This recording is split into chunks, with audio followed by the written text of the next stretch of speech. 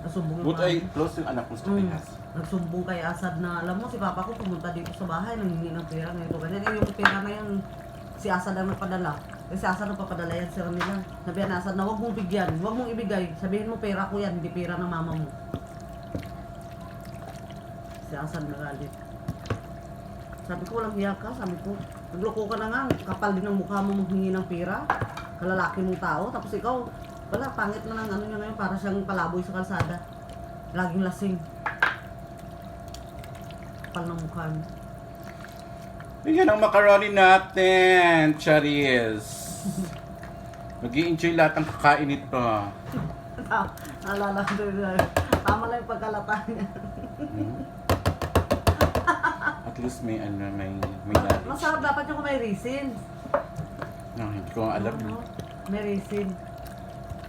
So may makain lang tayo dyan.